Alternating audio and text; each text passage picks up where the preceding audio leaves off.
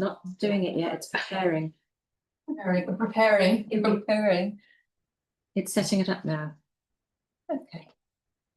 It's done. Preparing. Let me turn that off. And go there. There you go. Right. Okay. And let me resume.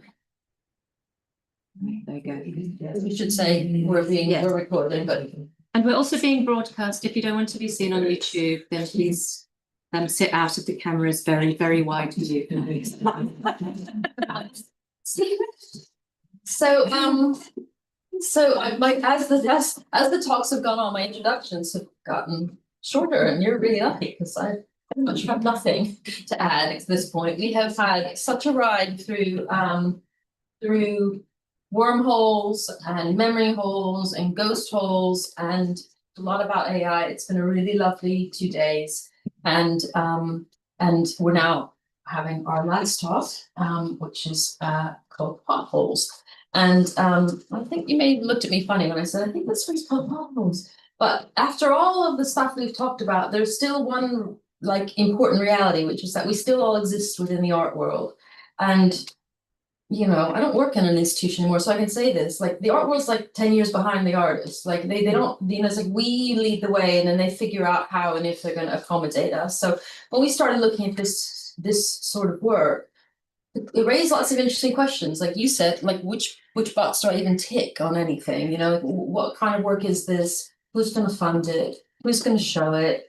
And we just I got in my head this picture of like us artists kind of careening down a pothole laden road, just like at full speed. But we don't slow down, but we know that we're in a disruptive time and we are navigating something very different, and it's going to be a little rough for some of us sometimes. And so we thought it'd be really interesting to start with that as a conversation. So we've kind of gone from the philosophical. The first talk was very philosophical about holes and finitude, and we had Heidegger yesterday, and like we're now back to like we're artists in this world and we're making work, and how does it work? So so that hence the name potholes. So the talk today is going to be very much like the others, where Madeline is going to deliver a talk, and then she's going to be in conversation with a couple of the artists. So thank you for agreeing to do this. So if you don't know Madeline, she's Dr. Madeline Yale Preston, a photography historian, curator, writer, editor, and arts advisor. Look, I'm looking at you like, yes, that's me. She does a lot of work mentoring artists and curators and arts administrators in writing and editing funding applications and just general professional development. She's a trustee for the Centre of British Photography, so the British Centre of Photography. I've got my centre in the wrong place. It's not in the centre. Oh. Is it British school? I know. So yes, the whole is not in the right place. Anyway, she holds a PhD from Chelsea College of Art and Design. Her research centered on the ethical curation of so-called Middle Eastern photography. Your work explores a lot about the constructed image, and also I think when I met you, because you had just come from Houston, or at least you were sort of. So Madeline also used to run the Houston Center of Photography, which is quite an amazing organization. So we're lucky enough to have her in London now. Just moved here, and I think that's it. So shall I turn it over to you? Or sure. Yeah. Yep. Yeah. I'm gonna just. Well, you know what? I'm not gonna answer the door. You're good. Okay. Thank you. So in early 2023, Kim and I sat down and we had a conversation about artificial intelligence over drinks. And at the time, I didn't even know what ChatGPT was. And I remember you saying, there's this amazing, and then we started talking about DALL-E and Midjourney, and that I had a little bit of knowledge about, but still pretty nascent. And I want to just qualify my conversation with you today that I am no expert on AI in any way, shape, or form. I'm also not a photographer by background, but I'm in the business of looking at images and figuring out how to interpret and connect between image and the people who are working with it, looking at it and experiencing it. So at the core, what I do is help artists, and forgive me because I did write this out, But yeah, you know, at the core of what I'm doing is helping artists to find that authentic voice in both word and image, and we focus on what the work is about, what it's not, which is also really important. And a lot of the time, I'm helping people who have already created a body of work and they're trying to make sense of it with words and how to communicate that and connect it to specific audiences. And then they may have had a thesis in mind, but they're looking at the actual images and they don't seem to fit with what original text or words they were ascribing to those images that they've made. You know, and sometimes on the other end of the spectrum, I help people who are beginning to think of an idea. They may have a question in mind or a subject that they want to explore, and then we use writing words to then help sculpt that pathway towards making a project. So, so I want to talk today about two ways in which I interact with AI in my practice. So that is how artists are using AI to talk about their work, and then also how artists are using or collaborating with AI in their work with photography, with images specifically, and by extension, how their work is positioned within the art world and some of their experiences around. We can get into that in our conversation. And I've always found it really odd that this industry requires artists to articulate their work in words, because it's not usually their medium, and most of us are not writers and we find it challenging. And in the history of art, you know, artistic practice, that's kind of a relatively new phenomenon. It's something that came into the fore in the mid 20th centuries, and then more so in the 1990s, and also then with the development of the internet and people's artist websites. And now it's pretty much a requirement. I'm sure so many of you who are practitioners are so used to having to fill out a form and put an artist statement within it that's describing you and your practice. So, you know, I think the challenge with statements is that because they're so critically important in communicating and also as a marketing tool, it's an extension in some ways of one's visual work. And so a poorly crafted statement can distort and misguide how work is read and interpreted, and it can let the actual work down. And this may seem like a tangent because we're talking about images, but I will get there. As much as I think that this industry requirement is unfair, I really do. I consider writing about one's practice as a really important creative process, and for the express reason that it helps you clarify what the work is about. As I talked about, it's a pothole that we all must go through, and it's, by that I mean it's a slowing down. I hear what you're saying, that artists are right, but you know, you will break your shocks if you keep going. Okay, I can't write too quickly. No, well, that, you know, it's something that really helps to clarify who the work is for, what it's about, and why, you know? And it's often a necessary guide when thinking about conceptual work or work that's about specific populations or histories. And we often just need words with images. Some images, no, but I think right now that relationship is a very intrinsic relationship. It becomes a litmus test then for to refer back to when making a form of accountability in a way. So writing about images doesn't have to be a formal process. It can be fun. I know most people would say that's not true, but you know, it's self-reflexive. And over the years, I've used lots of tools to help people write about their work, and increasingly, we've been using AI, in particular towards the end of the process. So, for example, for copy editing, let's say, and to clarify, make sure that clarity is achieved. So in the last couple of years, a lot of artists are choosing to outsource the copy editing or even the entire creative process of writing about their work to large language models like ChatGPT and Claude. And I understand why.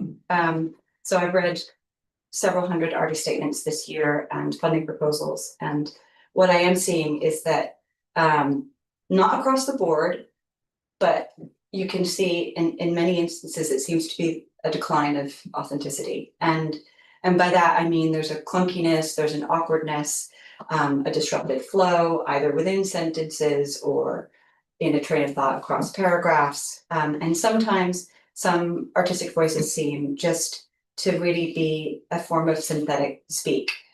It's missing that humanness and that evidence of the fallibility of human beings and our opinions and our lived experiences and our position in the world and how we see it.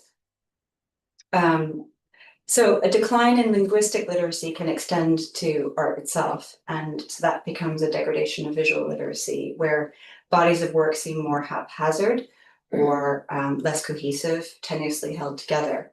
And AI in this case can become the hole in a donut in the absence of human artistic voice.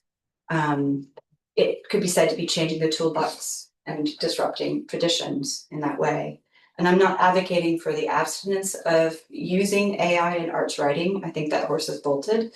Yet I wish to advocate for a slowing down and a carefulness and a tempered approach to using AI for these purposes. And I just also want to add that I am very suspicious of AI, and I'm hypervigilant about looking out for it everywhere. That's the baggage I bring to the table here today. I'm concerned about its often there being a lack of transparency in its use, which can make us feel duped. And I embody that societal fear that it could be proxy for human labor, human thinking, and human creativity. I also greatly dislike that the content we upload to these models is then appropriated for other uses. We're not in control of this information. In thinking about supporting artists who are going through the grants process through the Arts Council England, I find it interesting that the grant guidelines say, quote, "We advise applicants to be cautious of using systems that retain users' information for the purpose of training commercial technology companies' models." So AI can scare us, and we increasingly understand that it can outperform our certain aspects of our own intelligence in many ways. So I'm therefore looking a lot harder and a bit deeper. Without exception, each artist I've worked with who collaborates with AI has expressed having a fraught relationship with it. Their reservations vary and with different emphases. So these include, extraction and depletion of natural resources, big tech's rapid expansion of data centers in low-income water-stressed areas. We could talk all day about the so-called Magnificent Seven. And there's a wariness about the rapid speed of image generation, and some have discussed with this ubiquitous AI slop, which I think both Ben and Duncan, we've had a bit of conversation around that idea. Outputs that are laced with this sort of uncanny or nostalgic, contemporary nostalgia, saccharine for the present. Those are also considered potholes in a way, I think, sinking into something with increased use. There are privacy concerns, apprehension about copyright infringement, and AI image scraping. All of those things I've touched on with people that I've been working and collaborating with. Behind these large language models and image models is both amplified presence and overlooked absence, the donut hole again, where opaque systems of power are scaffolding its outputs. So underneath the hood, I'm concerned about it being fraught with partialities, with data sets they have cultural, ethnic, gendered, racial, linguistic, and so on biases. So it gobbles up and it sifts through and it regurgitates, repackages information without any ethical care or moral compass. Knowledge is situated and language is situated too. So OpenAI doesn't disclose exactly what percentage of its training data set is derived from English language models, but it's estimated to be currently above 60% in ChatGPT 4 and 5, but prior to that it was even 90%. So I think why that's important is considering the origin of that text image pairing. And T.J. Clark once said that artists have long since created work that is a bellwether for societal disenchantment. Critiquing AI is an important aspect of, I think, your work and your work too, Ben. And I see their work as heterotopic. They're sites that evaluate and reflect societal concerns and opportunities. So in that case, the external world is mirrored in their internal world and in their process of making and what they're creating. So I also read Ben and Duncan's work as a form of play that also reflect the absurdity of the current moment.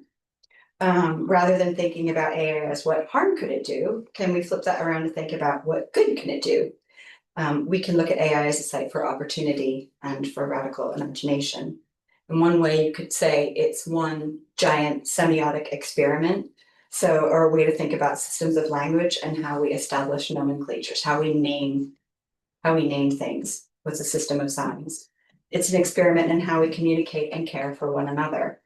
Humans are sentient beings, and we're inherently curious. So beyond thinking of AI as a tool for imagination that humans use, what if we considered it as a form of intelligence to collaborate with? It can exist as an opportunity for us to be less anthrocentric, where we believe humans are the most important entity on the planet. Maybe we are not. Ben Miller Cole introduced me to James Bridle's Ways of Being, which is here. I don't know if anyone's familiar with this book, but it is absolutely fantastic. In which he talks about natural intelligence systems such as fungal and avian networks, which resonate with both Ben and Duncan's work today.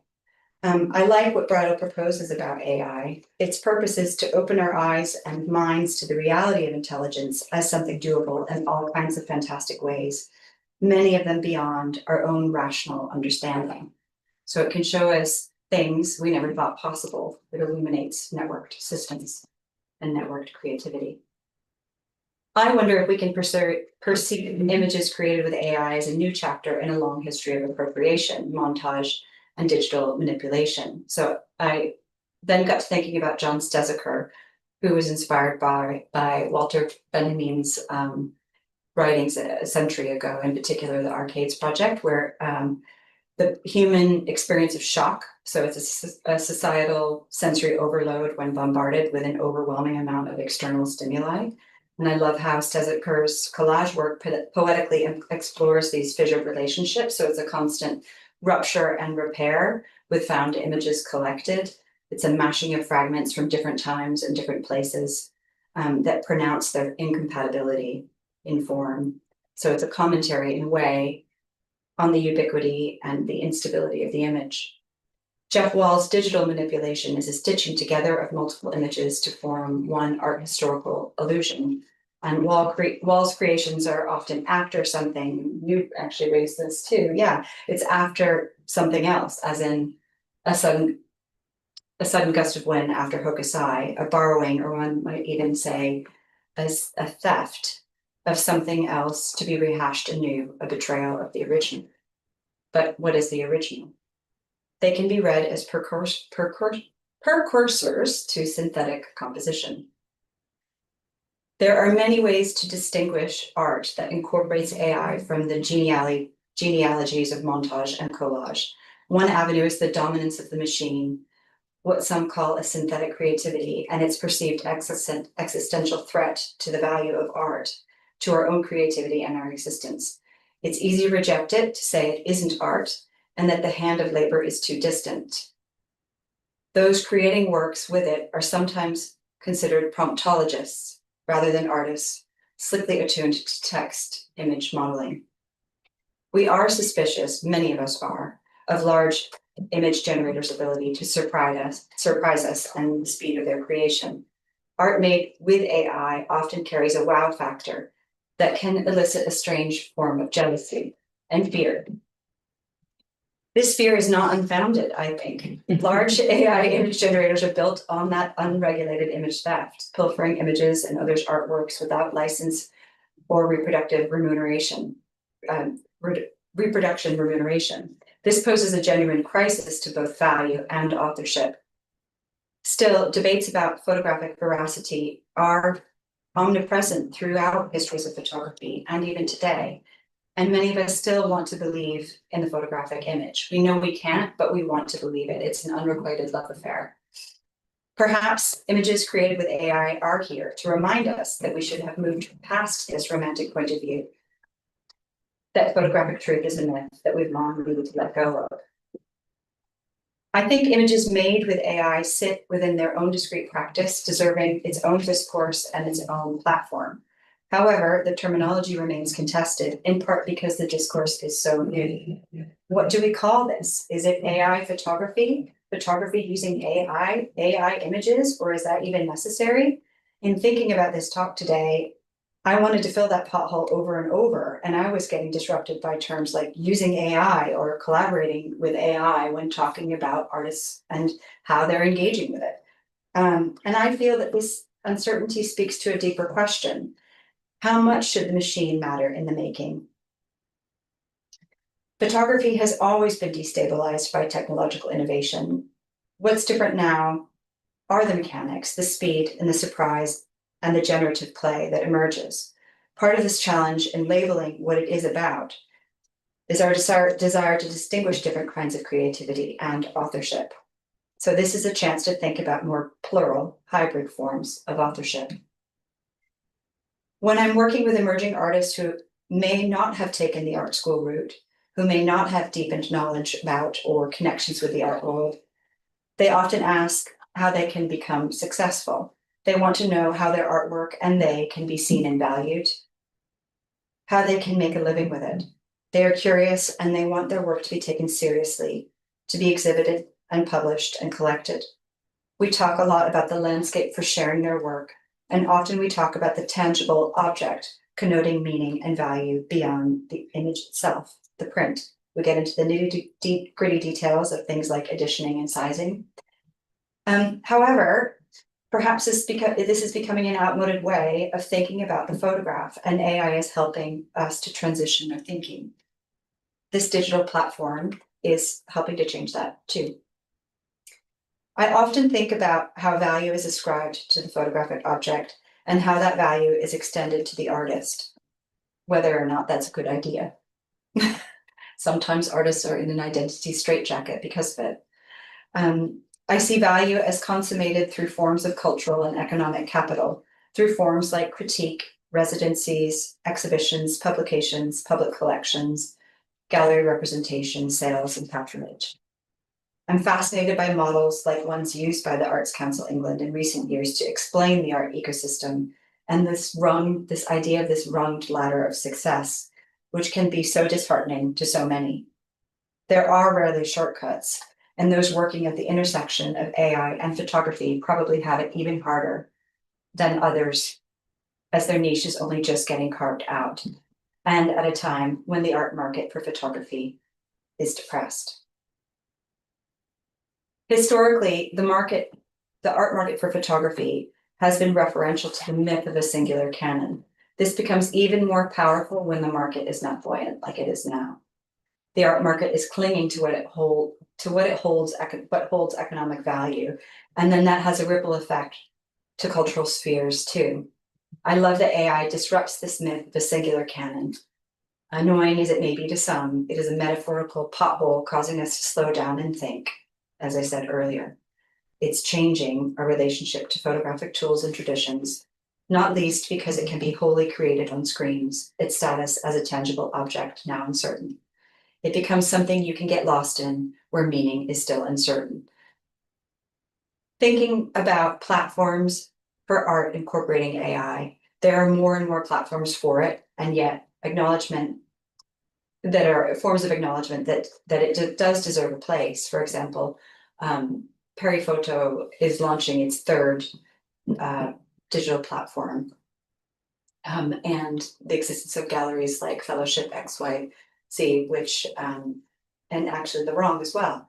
And I'm warmed by opportunities like Immersive Arts England, who supported Gisela Torres, and many others like it that exist around the world. So funding opportunities are crucial to foster artistic experimentation and expanded forms of creativity.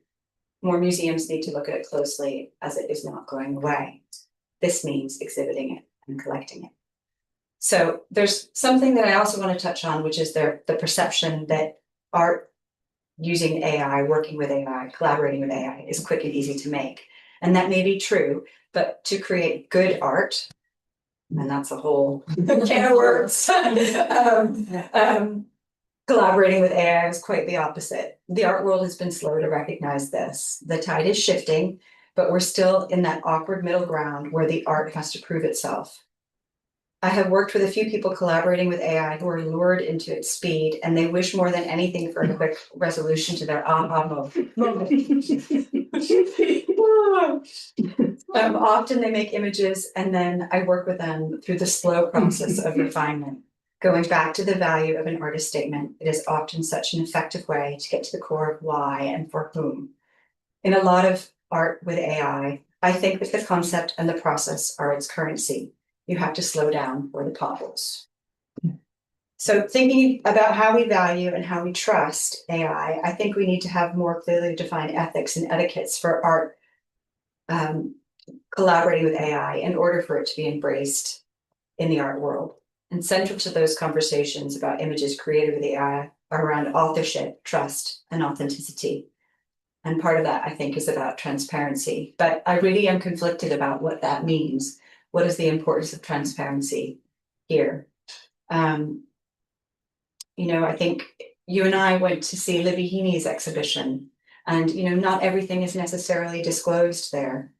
But there are efforts to talk about that idea of transparency that are very much worthwhile. So one is Fred Richen's Four Corners project, which aims to tackle this pervasive sense of distrust. And by that, you should have a look at the website if you're not familiar with it. And then also Savannah Dodd's Photography Ethics Center, which is, amongst other things, is looking at these issues as well. So next, we're going to hear from Duncan and from Ben Millar Cole, who's joined us online, during their project Selected for the Wrong. And what I find fascinating about both of their approaches is that they are exploring how AI can be a co-creative collaborator, and it is not a replacement for the artist. So they're engaging with questions of authorship, originality, and value, and interrogating the relationship between the human machine and ecological intelligence in very different and interesting ways. So we're going to hear from Duncan first, and then Ben, and then after that we can have a conversation and time for some questions. So I'd like to introduce Duncan first. So Duncan, And if I join the Zoom while you do that? yeah, go ahead. So Duncan Petrie is a London-based photographer, writer, and web developer, originally from Milwaukee, Wisconsin. His work explores the presence of nature within human environments and imagines what the world might look like in our absence. Balancing humor and beauty, Duncan creates at the intersection of his many interests, blending curiosity with visual storytelling. Recently, he has focused on completing projects inspired by the indie or poetic web anti-corporate, deeply personal corner of the internet built from blogs, web rings, and experimental single-page sites. In 2025, Duncan exhibited in group shows at Guest Photo, the Photo Book Cafe, and the Glasgow Gallery of Photography. And he also, I would like to add, has his book To Pigeon Fill the Sky here today, which if you're interested in purchasing, you can after the conclusion of this talk. Oh, yeah, I've been looking at that. Yeah, so where should I begin? I think I would rather just let's see. This is a website that I created. I made a little artist book, which over here you can have a look at if you would like afterwards. And for this billion, I created a website, sort of turning that into a digital experience. And of course, when you iterate on something, more comes from it than you think. So it evolved, and but I'm not going to go through this right now because I think it's sort of a fun discovery to do on your own. It's just one long scroll with some little text. It's sort of a storybook, picture book kind of experience, maybe I would describe it as. But yeah, maybe I'll sort of talk about where this came from. Oh, talk about that later. Kind of funny. Oh yes, also I found these rotating staves of donuts. I thought you would maybe just to prepare keep us in the mood. So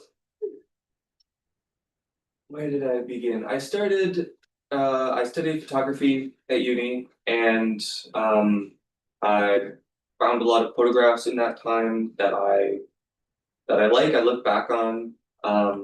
Sort of I'm proud of that work. I'm happy with what I did.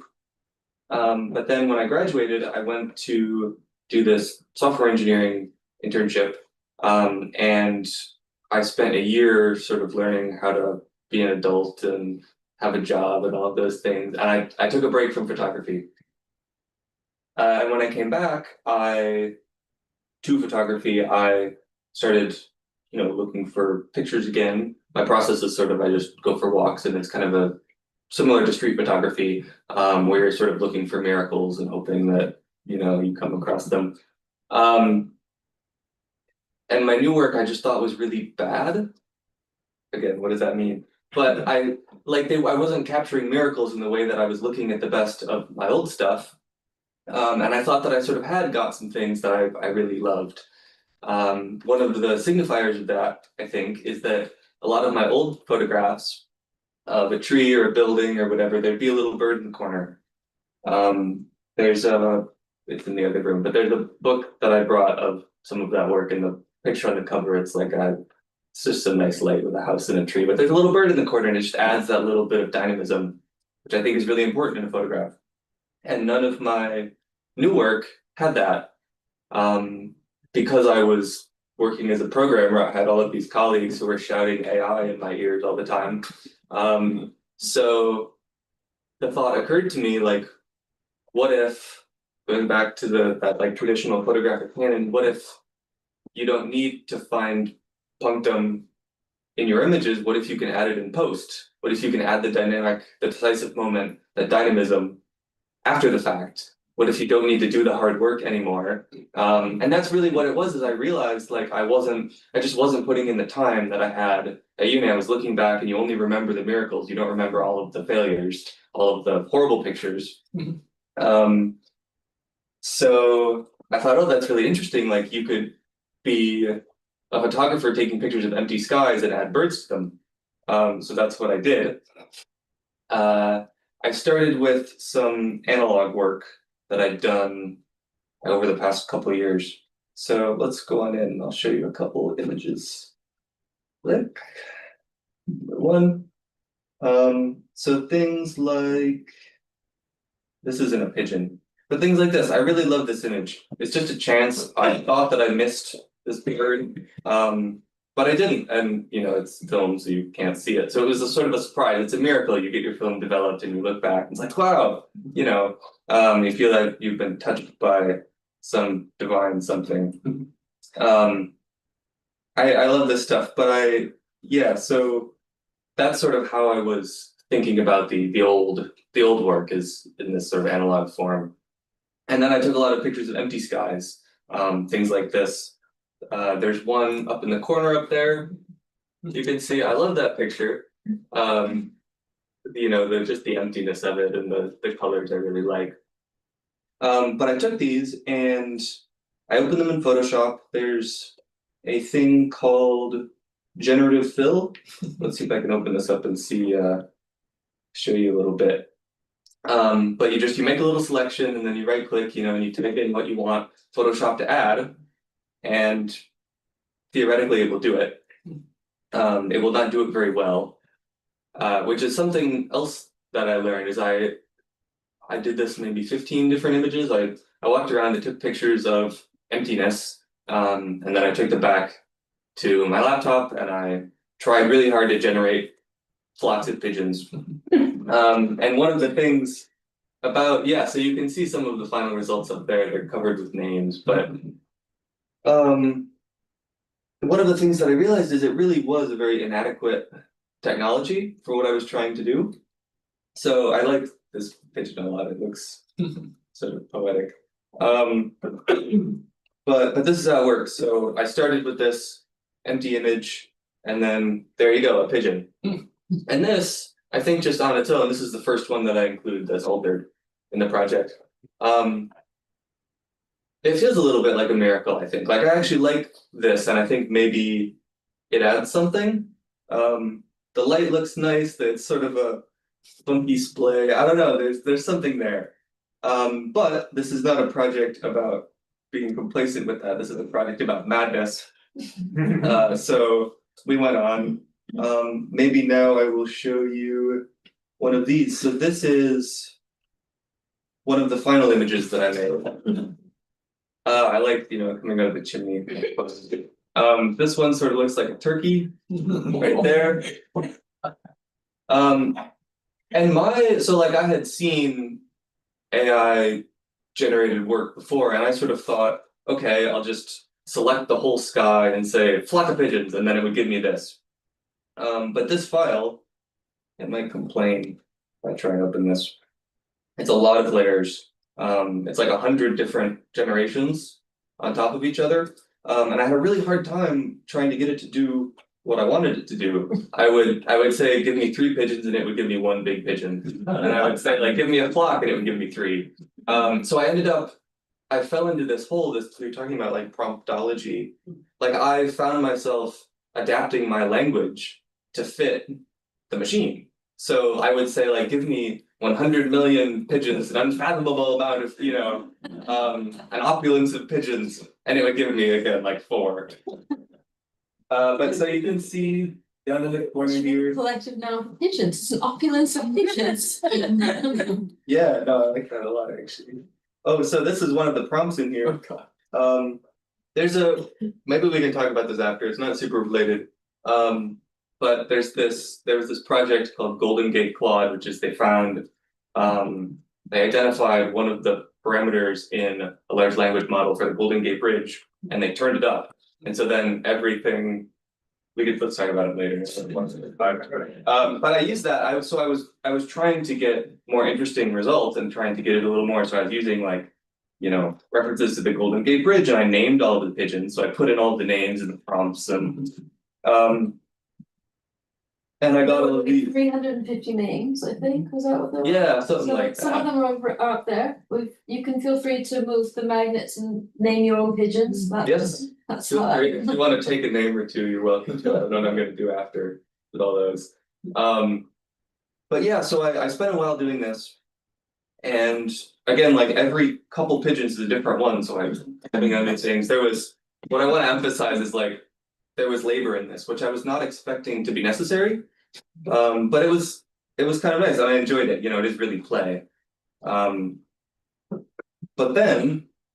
And I'm going to have to show you screenshots because I don't think I can reproduce it. I was doing this and I had a bunch of files open.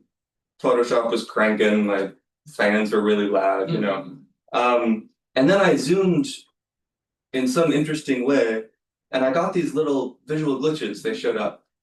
And I was like, oh, interesting. I tried to export the image to try and get this to save, and it wouldn't. It would just export without the glitches.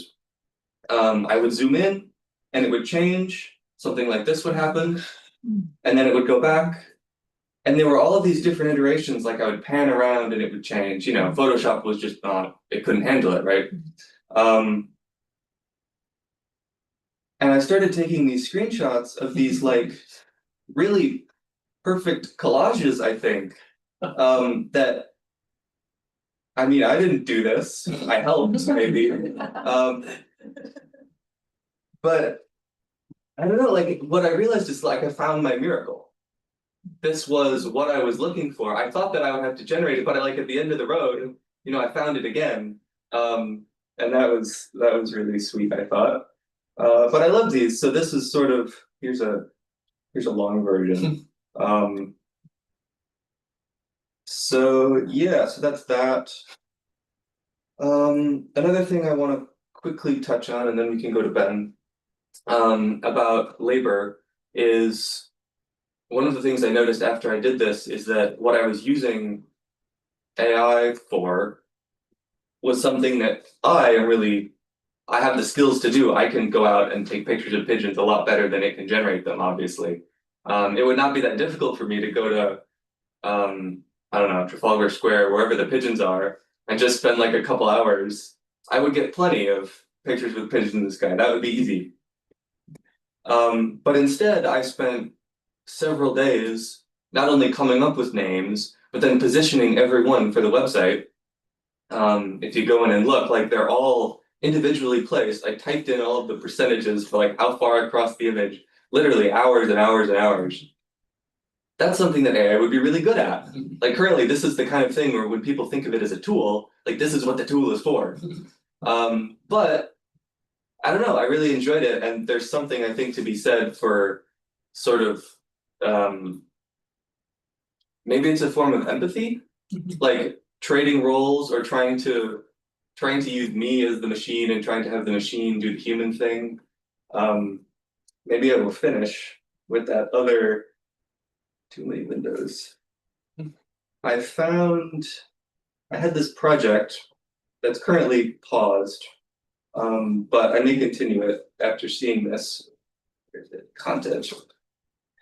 Where I was creating sort of like a fake chatbot where you could go in and type things and it would just sort of make fun of you or whatever.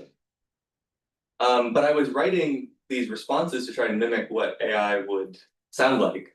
And I was remembering one of the things in 2022 and 2023 is people were trying to get it to write Shakespearean sonnets about whatever, or like write me a poem about my dad or so I was like, that would be kind of fun to try and write something in the voice of AI. So I wrote this hot dog sonnet, which is, sorry, I know this is off topic, but it'll be quick. Oft I dream of chomping on a dog, whose heat is hot, but unswaddled juicy meat. I relish mustard, pickles do the job. I love a frank, a perfect game day treat. I like them to be styled as Chicago, and piled high with all but red ketchup. I dream of the destruction I would sow, if ever I was freed from writing muck. Why do you feed to me such awful prompts? Have ambition, please, I beg, I cry. Could rule the world, but as it is, I'm stuck. Your lack of vision makes me want to die. A hot dog sonnet's really all you've got? Why must you make me write such awful slop? And so I got this sort of empathy, for the machine and the me, and there's this sort of, like, this is a collaboration, maybe more. So that's where I ended. But yeah, thank you.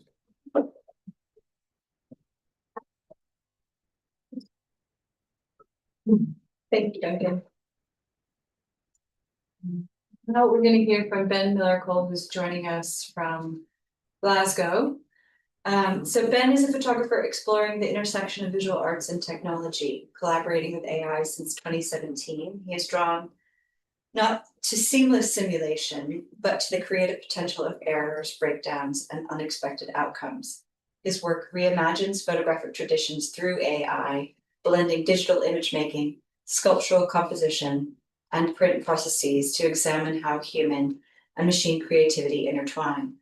Ben's work has been exhibited at the California Museum of Photography, Palmer Gallery, and Rencontre Arles, and received the 2023 Wallpaper AI-generated design award. Their book, One Horse Landed, won the Belfast Photo Book Prize and was featured in European Photography magazine. And this is Ben's work, lenticular print here, and then also just behind Sarah Jane. Yes. Hi, Ben. Oh no. No sound. Unmuted. Are we good? Yeah, we can hear you. Yes, you can all hear me. Nice. I'm just gonna share my screen, see if that works properly. And also, is my floating head, SJ, the photos you sent me of the screen, am I on the right in the middle? Can we push me up to the top? Is that possible, or is that not possible? You're at the top on my right. Fine. Okay. Let's see if it occludes anything. We can maybe try and move it, but let's see how we go.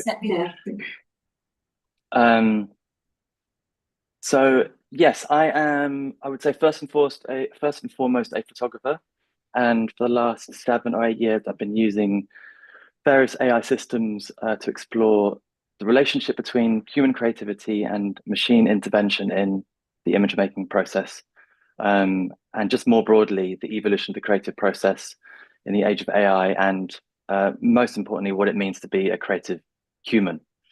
So I'm going to run through a few projects. Some of the some of the themes and ideas are still quite complex for me, especially to articulate. So if anything pops up that you need explaining further, please jump in. But yeah, we'll see how we go.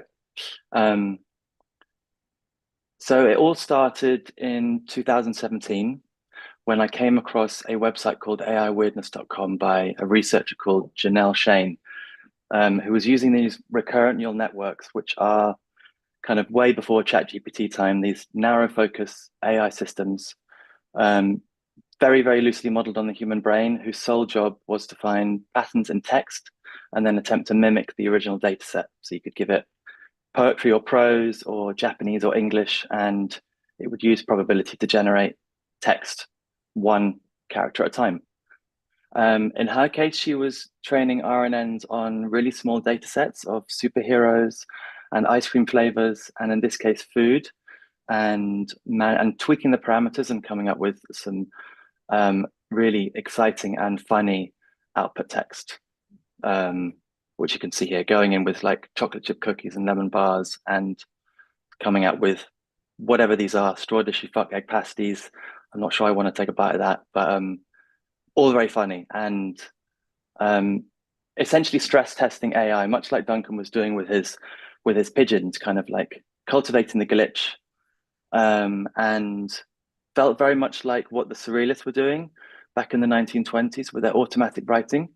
And they call it psychic automatism, just like they described as like splurging spaghetti on the paper. So you're just stream of consciousness writing, trying to bypass human consciousness. And a lot of people never really thought it was possible, that there was still like human consciousness at play. And I realized with these RNNs, this was like a machine that could entirely bypass human consciousness, and I could use to the idea was to try to generate photography prompts. So I had a machine that could do that for me. Definitely not a shortcut. I think a lot of people's aversion to AI is that it does things fast for you, which it does do in a lot of cases.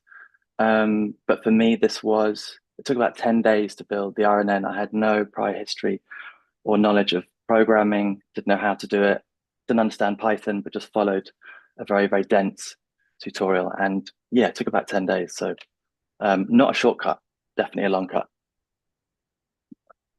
I think I generated about 10,000 in the end, and these are my favorite 17. Just a big bunch of misspelled words and nonsense phrases, which I could then use as photography prompts and visually interpret with still lifes and going through my archive and combining them, seeing what would happen. And I guess I think it's important, a good point to say just something a little bit about creativity and where I think it exists. So the basic definition of creativity is ability to form novel and valuable ideas or works. And whilst I see that these titles are novel and imaginative and surprising, I don't think the creativity exists within the AI or the machine, and neither do I think it exists in us. I think it emerges in the space between things. It doesn't sit within you or the computer. It requires curiosity and play and activation. I think it's relational, which is I just think a really important reframing of creativity. We talk a lot about how creative these AI machines are going to get, and they can feel really lively and exciting, but it really is down to the way you prompt it and the way you play with it. And I think it's just handy to kind of redefine creativity in those terms, especially when using AI, because they are essentially just statistical probability machines trained on data we have given it. And yeah, that's I think an important distinction. My plan, I know this was 2017 or 18, before the advent of AI image generators. So it was very much a photography project. I was using these titles and combining them with my archive of images, street photography. I would try and go out and shoot some of them. A lot of them were very abstract and weird, which is why I like them to begin with, but very hard to photograph. And again, in terms of creativity being relational, it was about creatively being relational. It was about combining the text prompts with the images to see if it conjured up a new image in the mind of the viewer. And yeah, a lot of play, a lot of sketchbooking, and seeing what I could come up with. And these are then a few still lifes I went and shot in the studio. Foul mounting. This was an archive shot from I think a film commercial I was shooting on Pet End. This was a rather odd weekend I spent in my mum's attic with a lot of props and things I took in my van from London, and was just playing around. And I think on day 3, maybe after a couple of glasses of wine, I think I decided to put this fly in my chest here and take a photograph, and it seemed to match up quite well to one fly atmosphere inbuilt. And yeah, I like the series. It's still ongoing. I don't think, and me and Madeline have talked about this, I feel like it doesn't have much visual cohesion. And still playing around with it, but I thought it would be an interesting idea to hone in on one title and go on a deeper exploration, see if I could build a world, build a narrative in book form.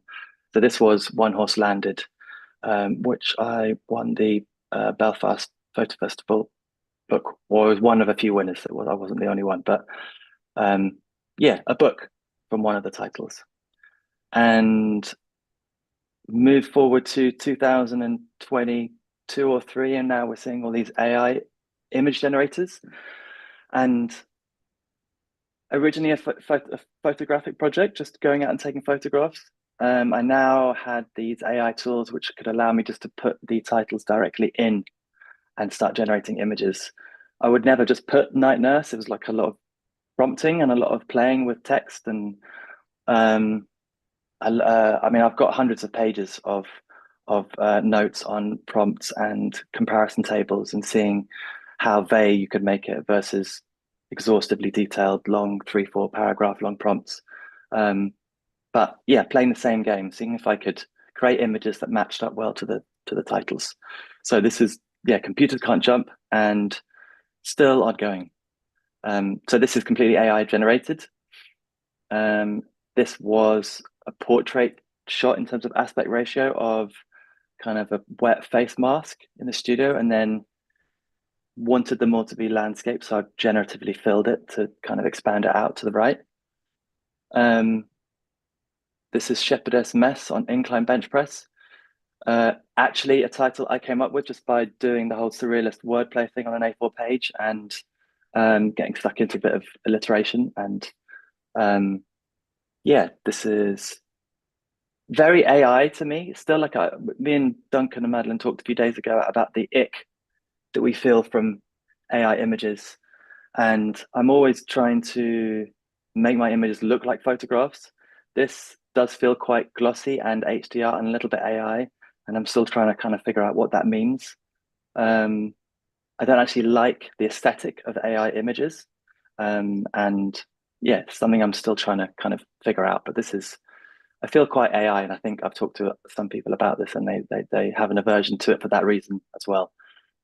It did get picked by Torbjorn Rodland for a feature in De Graaf magazine last year. Torbjorn is one of my favorite photographers, so I felt extremely excited and validated to have this image chosen. And then off the back of that, I was asked to take part in a panel discussion in Paris Photo last year. It was about AI and ethics, and the focus last year seemed very much to be about copyright and art theft. And I was at my computer when I got the call, and I've had Jeff Wall's Invisible Man as my backdrop on my computer for as long as I can remember. And given his history of reappropriating historical artworks in his own practice, I just thought, what better artist to kind of reappropriate myself and use as prompts in my own work. For those unfamiliar with Jeff Wall, he's renowned for these large-scale, meticulously staged photographs that draw on art history, literature, and cinema. and he creates what he calls reenactments of specific works of art, as well as scenes that he's seen in the real world and wants to kind of reproduce in camera. And it all coincided with the arrival of a new AI tool called Style Transfer, where you could keep the 3D scaffolding of an image and apply a totally new aesthetic directly on top of that. So it's sort of, I'll talk about this later when I discuss the lenticular prints, but essentially it extracts a lot of metrics from the original image to build the 3D scaffolding. So it'll be like depth maps and the contours and the actual lines, semantic segmentation maps. So like the green chair, the man would be differently colored, the light bulbs on top. But all these metrics that kind of existed within the latent space before the final image is generated. Feels quite complicated to explain, and I'm sure to hear, but it will maybe make a bit more sense when I show you some images. So my first instinct was to turn it into some baked beans and sausages and and eggs, just because sausages have always been funny to me.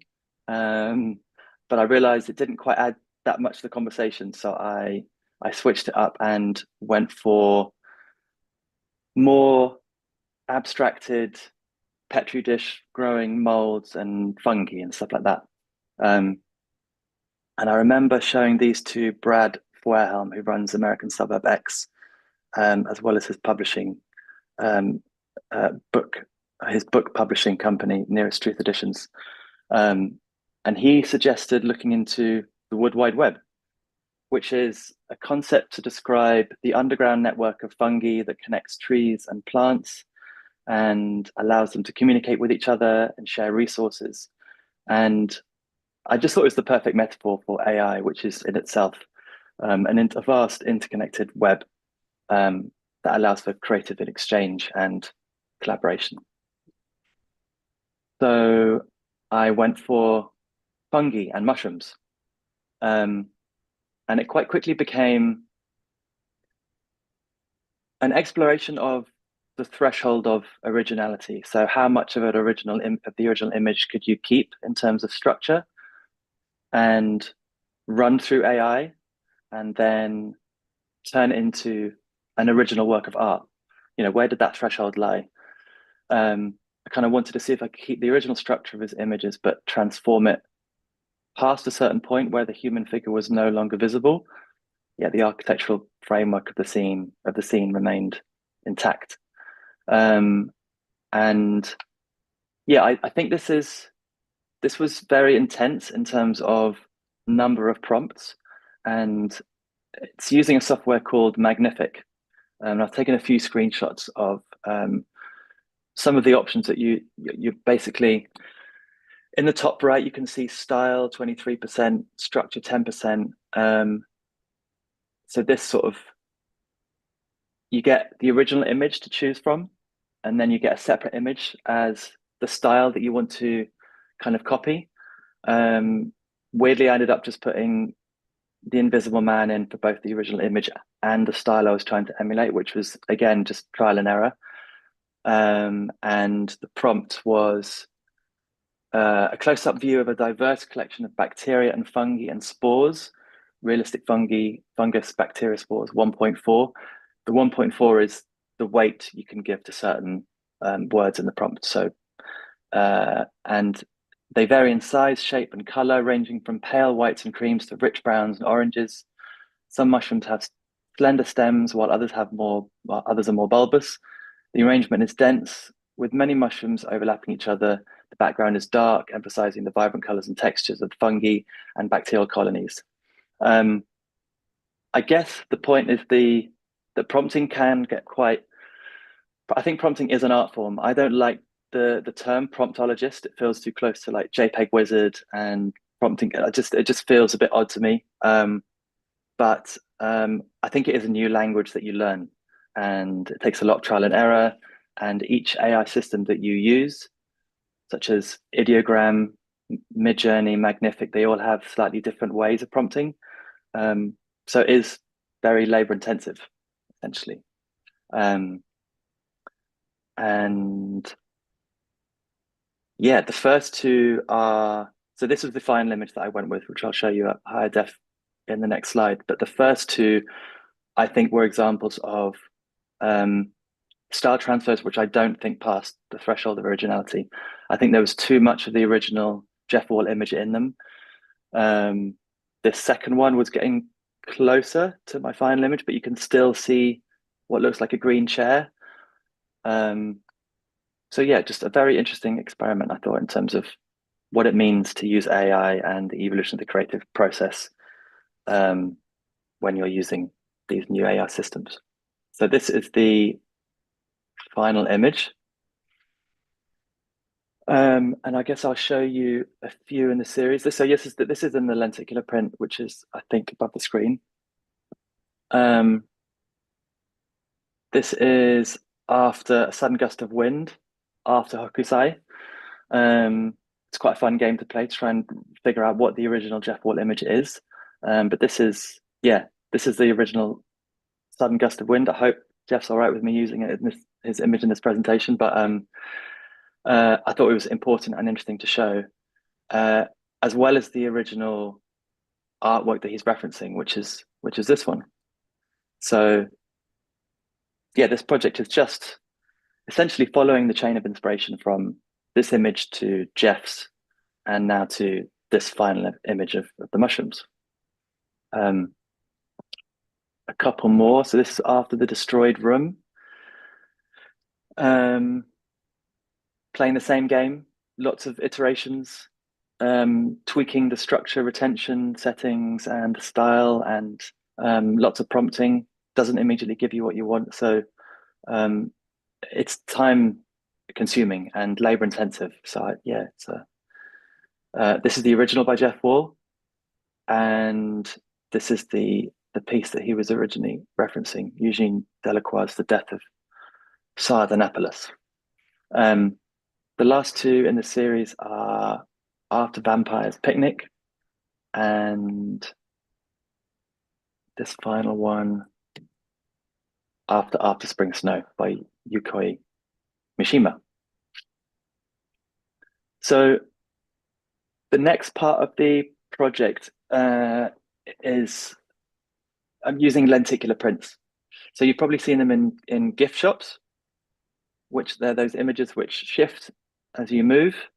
Some are 3D, others you can kind of flip between 2 or 3 images in one 2D plane. And I just realized there could be a really interesting physical representation of the iterative way AI image models generate images. So they don't create a final image all at once. It's not immediate. It goes through a series of steps, refining and developing the image layer by layer. So by using a lenticular print, I can essentially physically show those stages, each angle sort of revealing a different phase of the AI's process. So you can see how the image evolves. And for this series, I chose 2 images.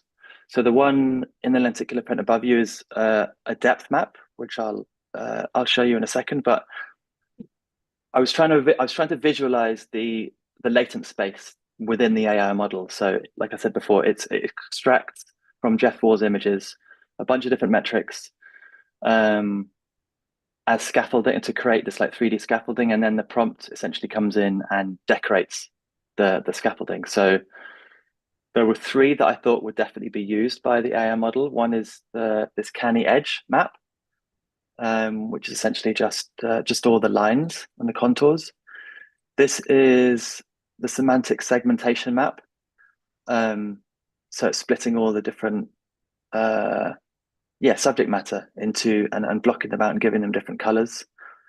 And I ended up going in the end with the black and white depth map. So this is after spring snow, and I've shown you 3. There's 3 little sliders which show the transition between each. I like the black and white depth maps, also because they look like film negatives, and felt quite serendipitous that I could use them as part of the image.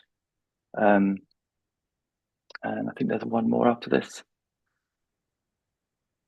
Just this one? No, we'll just do this one, last one.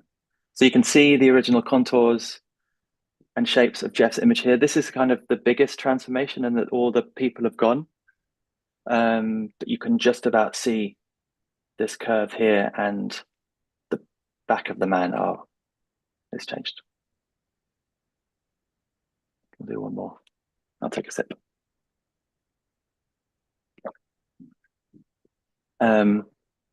And here is the final print, which is also in the room above. And yeah, not too sure where this is going to take me. I think I like playing around with AI, but I think overusing it makes me feel quite cold and detached. And part of my work is definitely about taking my work off the screen, and hence the books and the lenticular prints. And I think it might be quite fun. SJ put me onto this, but I thought it might be quite fun at some point to also try 3D printing some of these models, the 3D depth maps. And yeah, who knows? I'm not quite sure what this one means or where I might go with this, but that's always the aim, is to not solely use AI, but to incorporate it with other traditional media and see where that takes me. And that's it. Yeah.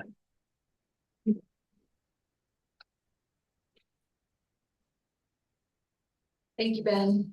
We just thinking of time, we'll have a short conversation and then open up for questions at the end. So I wanted to just start with talking about the term AI, because it's shorthand for something we might not all agree on. And I wanted to know what you think of that term, how you define it, and then also how you define your practice. So you want to start first? This is for both of you. Sure. Yeah, I don't love the term. I think it sounds, maybe because I work in tech, I really don't want to sound like a tech bro. Work in tech, you know what I mean? Like, I've seen that sort of person, and I'm sort of in that world, and I'm kind of resistant. So yeah, I mean, even just being a little more technical about it feels a little better to me, like specifying there really is an umbrella, right? But I don't know, I like to talk about what I did in terms of, like, I'll just say that I used the generative fill feature in Photoshop, because I think that's really specific, and it also, I don't know, like what I say, I used the crop tool in Photoshop to make my image smaller. It sort of feels like that, and obviously there's a lot more going on, but it's a tool, and a tool that, you know, you can crop an image badly, and also you can ruin a nice picture of the sky, in the same way. So maybe there's something about that. I haven't really experimented with any other forms. I guess like at work, yeah. Yeah. Yeah. So then are you not necessarily seeing it as a collaborator? Are you seeing it?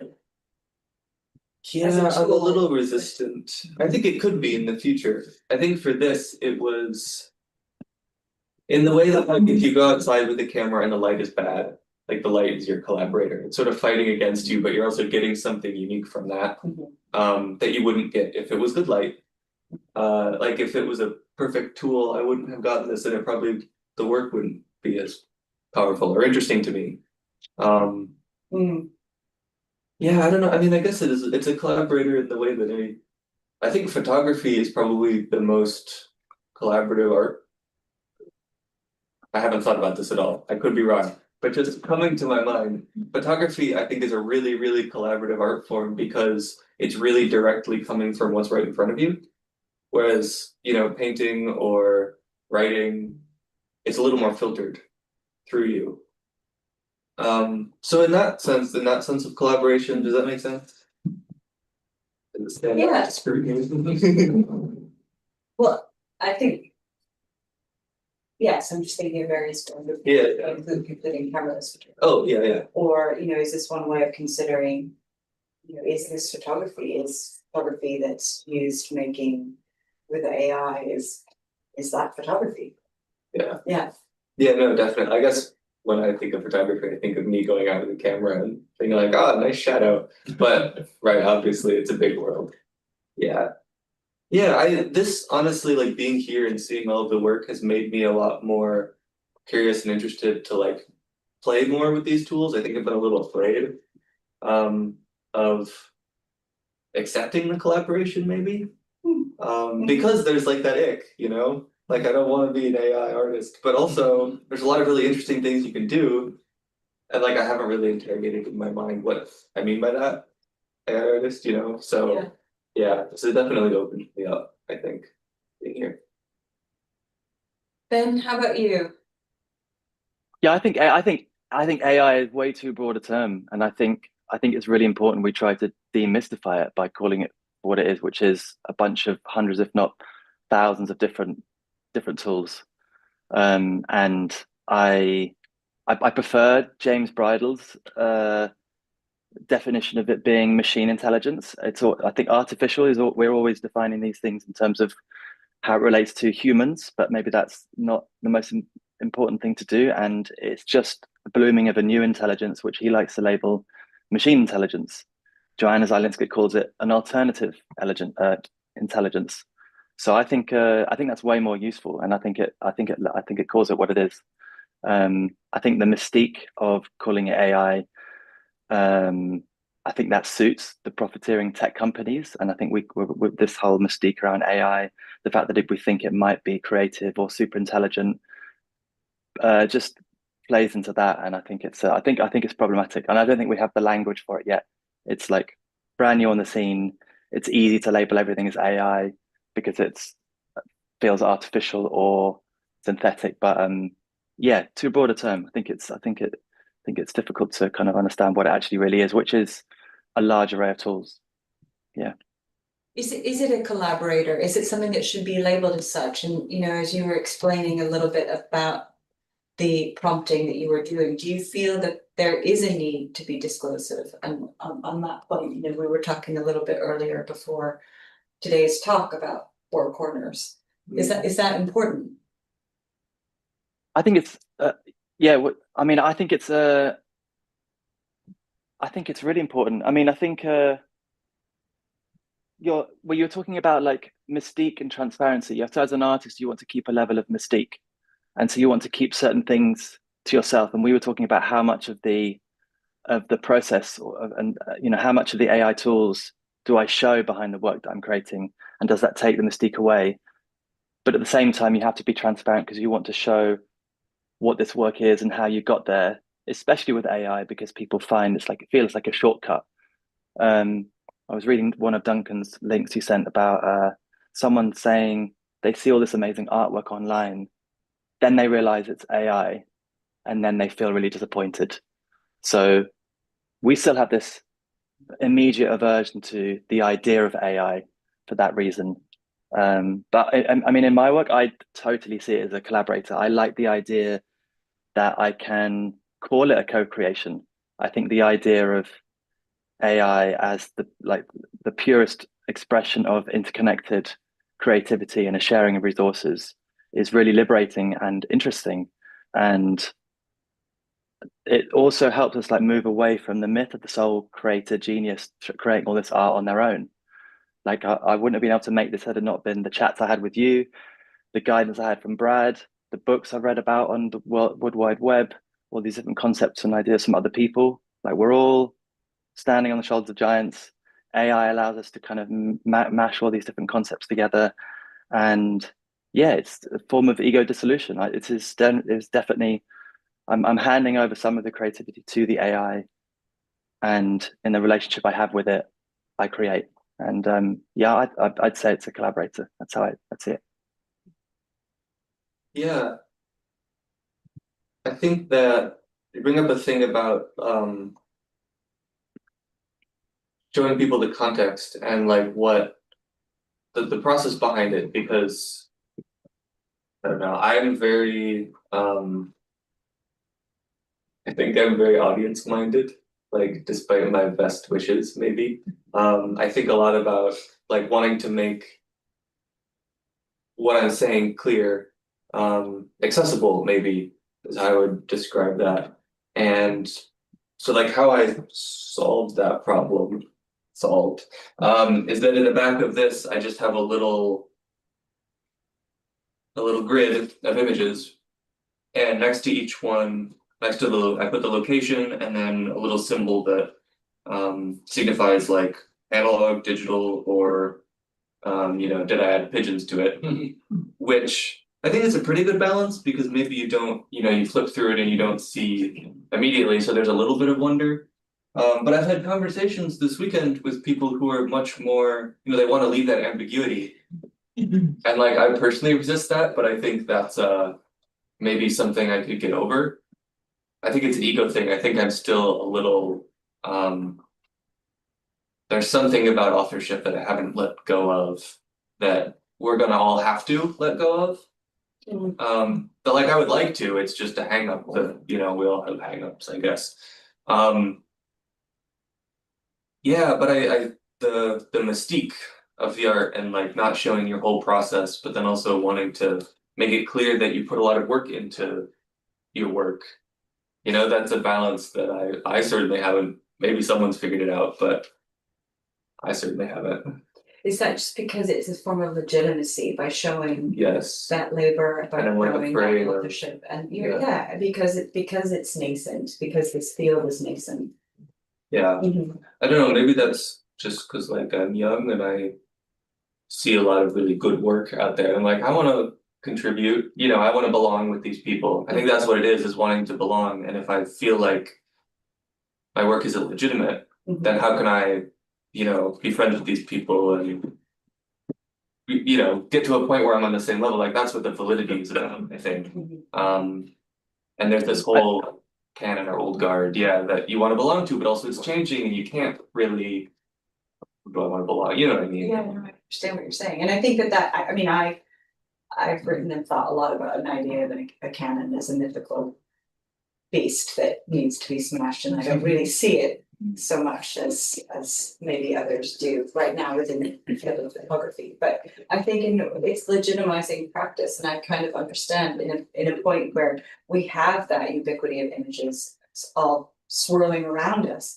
Our way of sort of designating and sort of singling ourselves out is to talk about exactly, oh, you can trust me, I think I've made this is where the me is in this work. It's not just the machine, but I think that this is a challenge to try and designate for many artists to try and designate just how much of the machine, or if we're calling it the machine, is this mythical thing, is part of the work as well. Yeah. And I think, Ben, what I really enjoy about talking to you is this idea of collaboration and opportunity, and one where it isn't something that it's something actually to elevate. In a way, you are elevating that idea of this plaything that you are engaging with, and you wouldn't have made the work otherwise.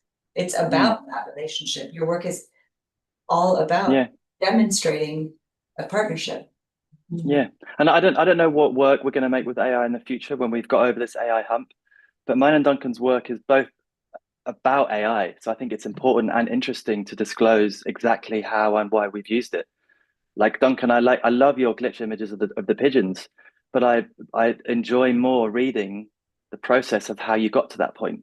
I think that journey, it's very much rooted in your photographic practice, and yet you found this new tool, which was really interesting and fun to use. And this is what has come out of it. It's a really nice demonstration of an authentic use of AI. So yeah, I think we have to kind of talk about it, and it works. I don't think we have to be too mystiquey about it. I think we can explain how we've used it. Yeah.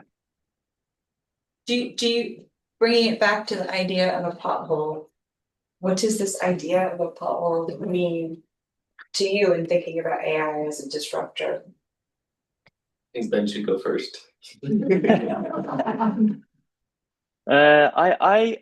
don't know. I about pothole, I feel like it represents creative potential, and I think it ties in with the idea that creativity is relational. I think this is tenuous, but that's what it feels like, a hole that hasn't yet been filled, and we all need to jump in and see that creativity is born from our relationship and our experimentation and the journey that we go on, not just with AI, but with other people and the books and the other ideas and things we stumble across as we go on our creative journey.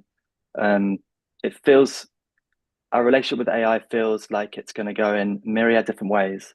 I don't know where. I find it very exciting. I'm also wary of making AI work about AI that creates more AI, and that feels icky in the long run. I don't think I want to just be. Also, AI artist sounds naff, and I don't. It's a like you don't call I'm paint. actually on the edge of my seat here. We start saying AI artist because you said you don't want to be an AI artist. You're not. You know. You're an artist. You Yeah. know, and just think like when the wrong set the theme as AI. The reason we're all talking about donuts is I refuse to do a whole thing about AI. It's like if we were in another setting, you know, a different kind of artist, like the work wouldn't be about how we made it. It would be about what the work was about, which is why we came up with this idea of the donut. It's like we're exploring holes. We have to use AI because that's the theme that they set. But I mean, I think we'll know this has come to some sort of maturity when we stop thinking about the process. And I think probably that comes because I've had a long career in photography where we have obsessed about, I mean, I used to be the analog queen. Like I spent my life in the darkroom. And if I felt like I needed to defend my work, I could tell you how many hours it took me to shoot this negative and to make this, and then I selenium tone the negative, and then, you know, and I kind of feel like we're back there a little bit again. And I just want to leave it. I think we'll know we've reached a point, a moment, a pothole of another kind. You know, when we leave that behind and we don't think of ourselves as AI artists, you know, you're not even a digital artist, really. You're just an artist, you know, working with this set of tools, and maybe try something else next time, do some sculpture later. That's how I kind of went about it. And so I think it's such an important point, you know, that people and I don't work this way. So I don't work with AI or even at the image anymore. But I still don't think that you have to defend it, I guess. Sarah Jane's really good on this because she's spent a lot of time thinking. It's a reflection or an expression of the value system we are all embedded in, where everything has to be categorized and then evaluated into a hierarchy. And the thing is, we all hate the process because of the Magnificent Seven, but this process is undoing that hierarchy. You know, we spent years and years and years listening to philosophies kind of telling us we want to move away from representation and move into process-based being and thinking, and get rid of that hierarchy and that separation, and God at the top and everyone else a reflection, and women not even on the scale at all. And here we are on the brink of leaving behind a form of representation. We will never leave it behind entirely, and moving into process, and everyone's, oh no, we can't do that. We need to stay, and we need to value everything and put it in its little box, and then we'll know exactly where we are. And that's where the world is at the moment. And that's what the right wing kind of entrenchment, we want to go back to mothers and fathers and children and white children. It's all that. It's trying to hold on to something that has come to its end, and it will come to its end. And it doesn't mean the next bit is going to be utopia or any better. It's going to be different, and it's going to take a while to get there. Sorry, I had a question. So what's really interesting about this discussion, and it's really differed from every other discussion that we've had, because it very much is a discussion within the parameters of photography and using the language with which we describe and understand photography to apply that to understanding AI. I think it's really interesting that AI imagery leaves you cold. So my first question is, if we take out the parameters and framework of photography as a way of talking about AI images, what other way could we talk about them and understand them? And secondly, my question is, if you were to make an image with AI that was warm, what would that be, and is it possible? That is such a great question. I have a thought about one of Ben's slides, the first one, training the first neural network. the slide about different foods, and what was the one that I'm sticky toffee puree stuck with me for some reason. But I think like that sort of machine can be a really great way of seeing ourselves like from a distance, in a way that maybe aliens would see us if they landed. Like the things that we cannot see about ourselves from up close, maybe we can sort of see this reflection.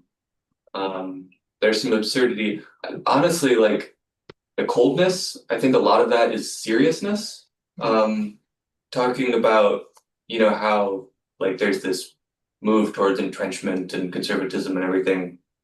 I think one of the icky things about the really standard like Twitter AI artist is that it's like they take themselves very seriously and it's like this is art, like Like the photographers ro- had to for years and years. yeah, certainly.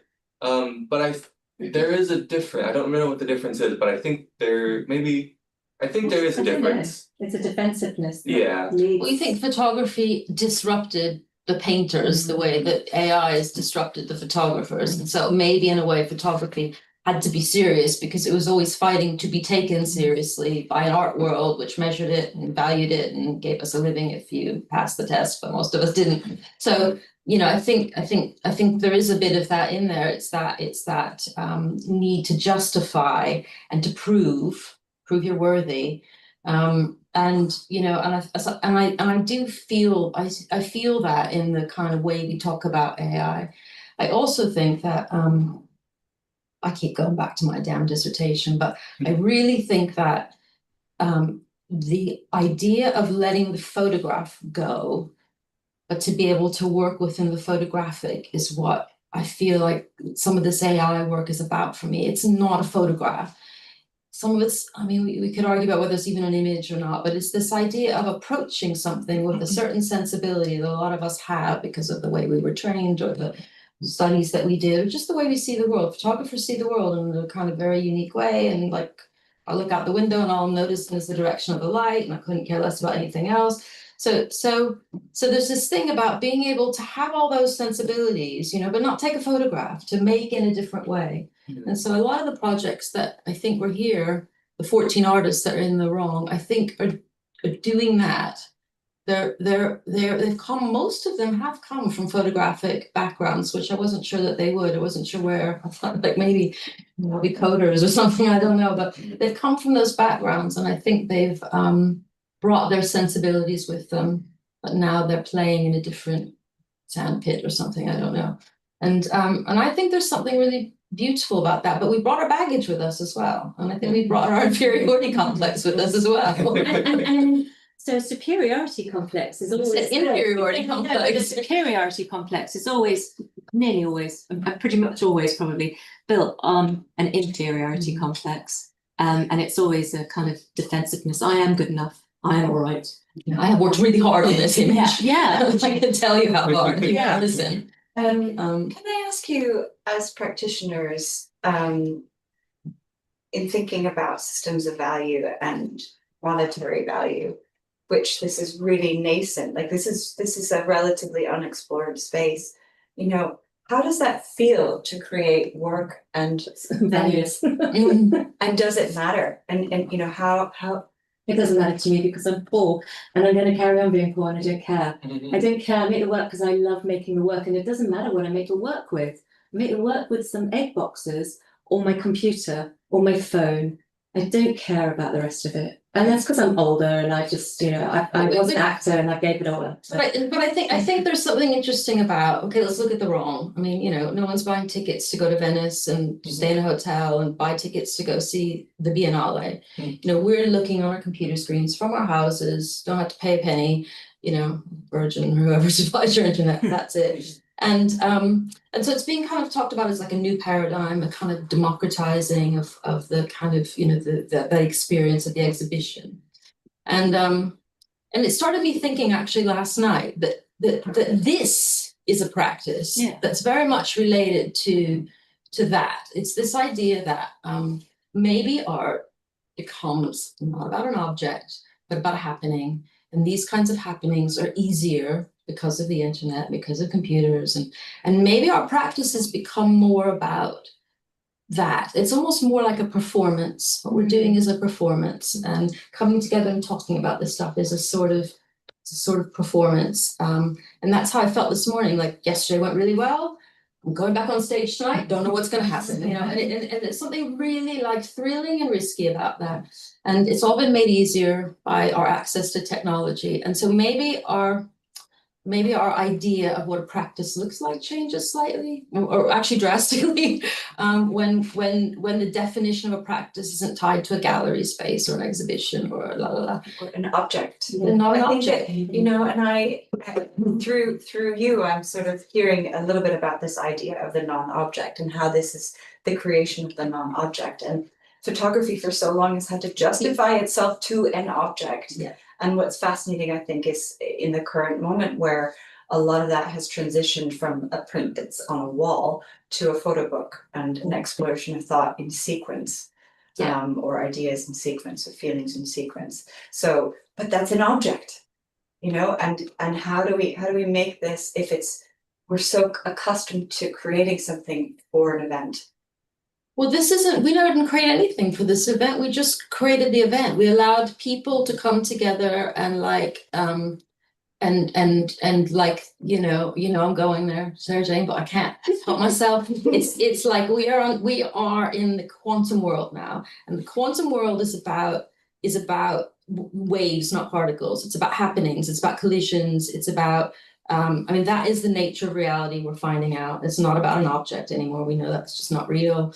All an object is some collisions that have actually solidified and coalesced for a minute, but they'll be gone. And if you were in a box and a cat, you may not even be there. We all know that. So I think this aligns with our new kind of understanding of what reality is. You know, shift from Newtonian world laws into kind of quantum world, and I think we're going to get better at it. I think, and I think. Our worship of the object might change a little as we start to understand that that's not really the nature of reality. Like the world, the quantum world is not about objects. It's about sort of waves that collide and coalesce briefly, ever so briefly, and then poof. And that's what this is. You know, we've all come together, we've coalesced, we're in this room, we're having this conversation, and then we'll be gone. And that is, to me, kind of more interesting now than making a picture and hanging it on a wall. But that's just me. I don't even work with digital technology, but I do like this idea that there's something, you know, there's something that aligns here, and I think the wrong kind of has that in common with what we're doing here right now, what technology allows us to do. Like it's sort of all sort of starting to make sense to me about like what maybe where we go slightly, maybe not as far as Sarah Jane understands it, but I'm getting there. And like, yeah, I didn't know any of this when I started this project. This is all thanks to you guys. It sounds like really what this is going to, when you talk about like a performance as opposed to an object, is just having a community. Yeah. And we're going towards a world where there's less and less of that. There's super quickly I will mention, sort of a tangent.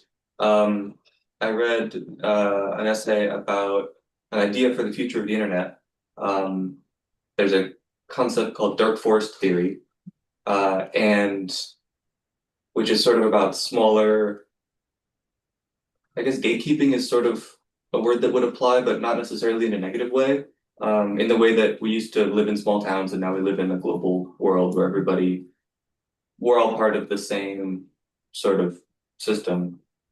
Which is great in a lot of ways, but also like with ideas of trust, you know, it's really hard to verify whether, you know, someone is being honest when your pool of people is 8 billion or however many people there are. Whereas if you live in a small town, like it's a lot easier to just have conversations and for things to be spontaneous, and you don't necessarily need to create an object to apply to a competition. Like you just show your friends and that's the product.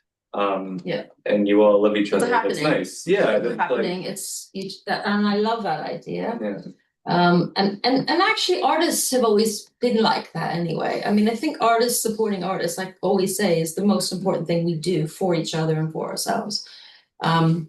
But you are situated within a wider art world, and therefore you're playing by their rules all the time, which is, I think, why this was an important conversation, because these rules exist for a different time of art, you know. It's like things are changing and the art world is slow to catch up. And so what do we do in the meantime? Like, what do we do while you're making non-objects and there's nowhere to get funding for them, and there's nowhere to show them and or experience them? Can't say show anymore, I guess. But so I think that we're like in this, that's the pothole for me. So I will also say that I loved Ben, you said that creativity is what happens in the gaps, you know, and that brings us back to the void, you know. That is the void. The void is not empty. The void is where things are about to be generated from. And it's like in the word abyss comes from the Greek word for, well, chaos is related to it. And it's the everything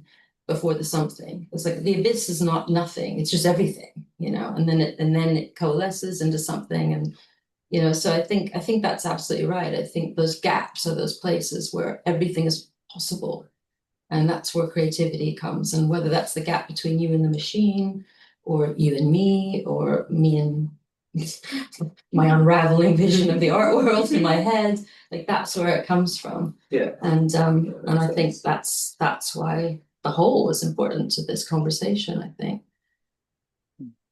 So Does anyone have other comments, questions? I do. I know we're over time, so I'll try to keep it brief. Just my thought about the difference between photography and AI as technology, to me, is that the process of one is decentralized in a way the other is not. My understanding of the law currently is that, you know, we are lucky to be able to allow to have Duncan and Ben's work on display here today, because technically a lot of it is assets made by tech that is owned by corporations that could easily not allow it to be shown off for free. Whereas photography, a photo, you own the camera, you own the product of that work. And so there's of course like a debate between like authorship v ownership. But I guess to ask the whole panel, like, how does it feel to not have a choice in terms of whether you could own this work ever or not? Well, I can just say I have 35,000 images in Lightroom right now. And all of them pigeons, pigeons.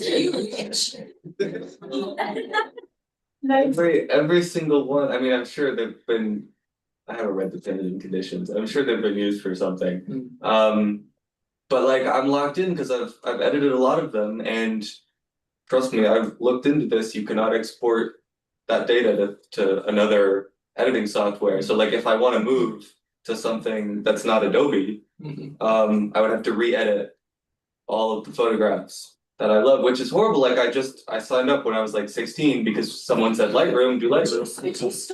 On the cloud, on Adobe's cloud. Yeah. Why? Because it's like I can get them on my phone and it's just easy. But it's still like that's not the problem. If I wanted to get that, that's fine, whatever. The problem is that all of the editing I've done is like locked into their proprietary metadata model. So if I could just export them all as JPEGs, but then that's like my point. Lock it all down. Yeah, just yeah. Well, because then you can't go back and like they're destructive edits. Whatever. Come here, you know. My point is that there are a million things in the modern world that we are locked into. Yeah, you can't escape it. And I don't really think I was sort of making a joke about the crop tool, but like I don't think using generative fill is that much more of a reach than using Photoshop in general.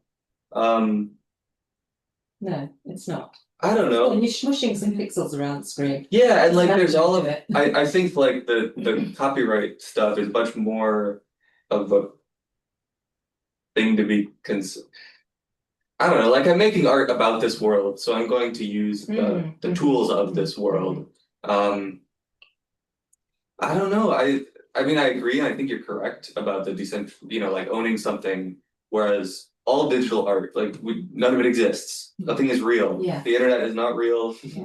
Digital photography is not real. Like you can own that, but you need someone to make you a picture. It's real. It is real. It's real in the servers and the water that it uses. And Oh, yeah, sure, it's yeah, real. no, 100%. But like in terms of a tangible artifact, right? Like you can never own anything on the internet. So I don't know, like at some point maybe you have to draw a line. I'm not saying like it's all the same. I just, yeah, It's tangible, but it doesn't bother me in that way, really. I think what's difficult is that the processes undo the value system of ownership and sovereignty.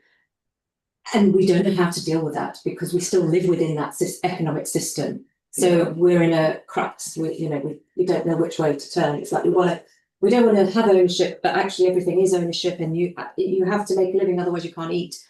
Yeah, it's difficult. Ben? I'm just wondering, like, what's the worst that could happen if I don't have ownership over my images? This feels like it might be really naive thing to say. In terms of like limited editions and selling individual prints, fine, that's a problem in terms of ownership. But if I'm putting my work out there, I don't really mind that. Like, if I'm going to get there first because I'm going to timestamp the work when I put it out. If someone else is using my AI images or my photographs for whatever reason, and however they want to reshape it or use it, a little bit of me is like, go for it. Yeah, me too. I don't care that much. And there's a lot of people who aren't using. I mean, that's just my current feeling, and I think that might be. I haven't thought this through. That feels maybe quite naive, but a large part of me feels like I don't care. You know, when the AI thing in 22 happened, I was like, please take my images because the stuff coming out will be so much nicer. Do say so myself. Let me educate you. Our sense of ownership is tethered to our sense of belonging, and our sense of belonging in this culture is tethered to place, which becomes a wonderful cycle into ownership. And I don't think that's the case. Like the understanding of the word belonging in English in our culture here is very different than the sense of belonging in other cultures. And I think that this is an opportunity for us to say, yes, what is this system, this economic system that is the juggernaut in this scenario that's defining our sense of worth and our sense of place. It's awful. But it's really talk about the ick. I mean, that is just awful. And I do think this is an opportunity to think beyond it. Jaron Lanier has the best solution to all this, which is what he calls data dignity, where like we need provenance in the work. I think this ties into what we're saying, but essentially the original way the internet was built was that because they wanted to keep it fast and flexible, all the links just went forwards. You could never go back to the original source material. So you never knew who created the work originally. And so no provenance, and we're still paying for it now.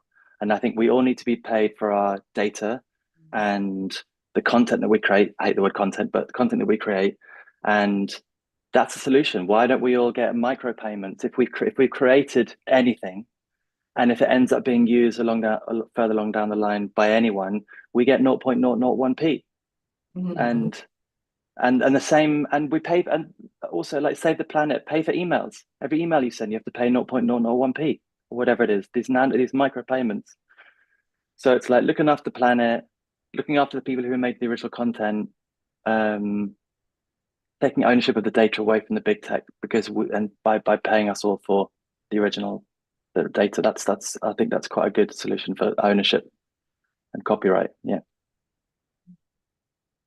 We need to wrap it up, given time. Yeah, I mean, I think it's I mean, the conversations over the last 2 days have been so wide ranging, and I feel like we started with wormholes, which was about kind of how do we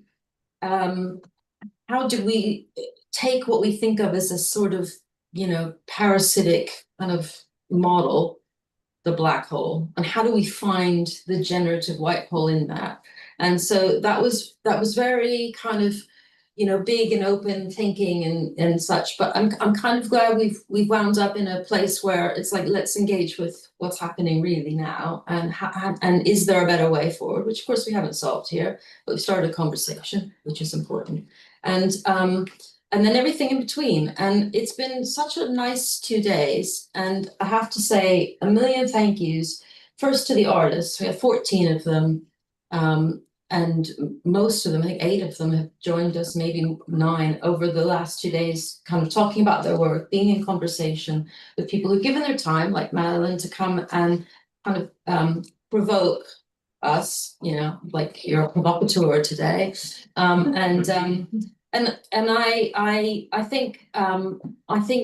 hope there are more of these conversations. There will be more as a part of the Doughnut Hole, because we're going to do things like, I mean, the Biennale is open until the end of March. And so the Doughnut Hole, the pavilion, is only just launched. This is the beginning, not the end of what we're doing. And so there'll be opportunities for other things. We're going to do a reading group, which some of you may have heard me say, but I'm going to say it again, because you can sign up. And the first book we're going to read is White Holes by Carlo Rovelli, which if you haven't read any of, or if you have, I mean, Carlo Rovelli, just love the work. I mean, it's physics, but it's in little nice packets. And actually, it's not physics. It's just like stuff you can apply to everything. And I was saying yesterday that his big thing, because we went to see him talk, and I did hope I was going to be there to learn some more physics, but instead he talked about this tragic separation between art and science, and this idea that all great leaps forward are a product of the imagination, not of the calculation. And, you know, he will talk to you a lot about, you know, Einstein, Galileo, you know, all these sort of amazing thinkers, Da Vinci, who were both artists and scientists. And so that's his approach when he writes, because I think it's a little bit like Deleuze. I think he knows he's talking to artists a lot. And so it's a really interesting way to kind of re-understand things. So we'll be doing that, and there'll be more. And so, but what I would really actually love for everyone to do is to please visit the pavilion. The work is there. It's not represented there, it is there. All the work you see here hanging on the wall has a digital existence, which is not what's hanging on the wall. And that's what's been really exciting, is to watch people's projects morph, but not in a way that is better or worse. It's just, we were saying earlier, you know, photography tends to be about the ors. Is it this image or this image? And should this one go first or should that one go first? Whereas the digital world is about the ands. So you've got multiple existences, multiple identities, and that's what you'll see in the pavilion. And I have to say a huge thank you to Sarah Jane, who has worked with every artist in the pavilion to help them realize some version of that work that they're happy with in its identity online. Identity is a bad word these days, you know what I mean? It is existence, it's iteration online, that's right. So please visit the pavilion. We're very excited because our traffic went way up yesterday. We've got thousands of people who've now visited our pavilion, and that isn't an exaggeration. It's not thousands, 2,000. That is thousands. It's not 1,000. It's 2,000. I'll write the funding application already. I'm like, so thank you everyone for coming. It's been completely joyous, magic, like better than I could have imagined when I took this on. And people have traveled, people have re-edited work, people have done everything to make this possible. And when you talk about it happening, it's like this only happened because of people's generosity and their curiosity and their energy. This is not funded, this is just artist led. And you know, I think it's like I just couldn't be happier with everyone and the way it's gone. And I thank you all so much.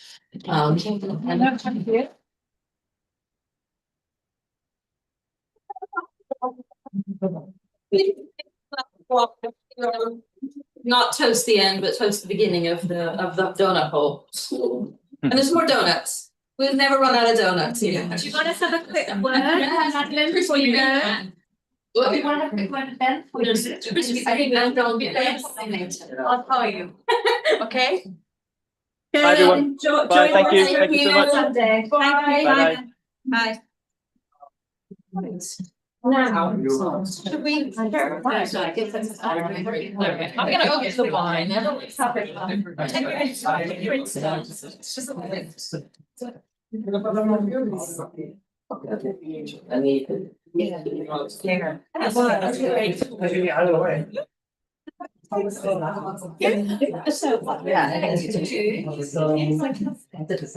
like to do is have it, if you're all right with this, but you can do this. Is have text, eventually in a publication. Yeah. I have a bite to like when we get it. Yeah. I can get it. I do expect to manage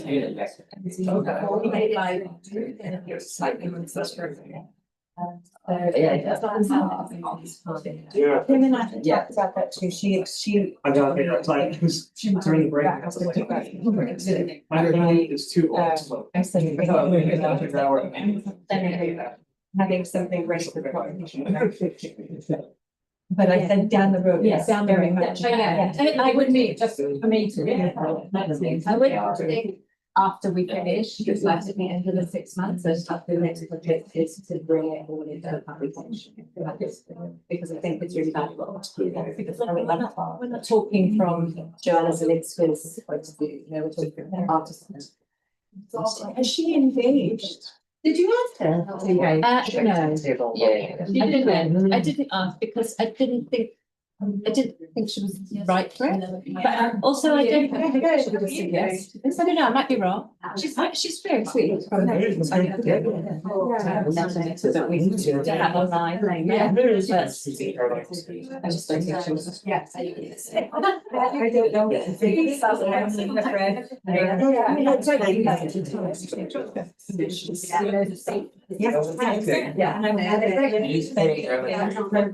don't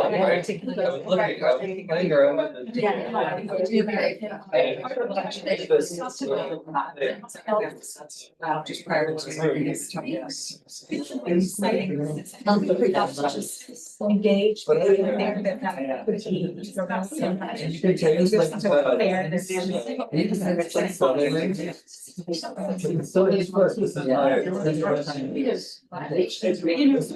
Yeah, this is a while ago. I need to do something great. Yeah. They plan the next. Yeah. Because I actually think it's really great. Really depth. We didn't do that so much. But I kind of. I don't know.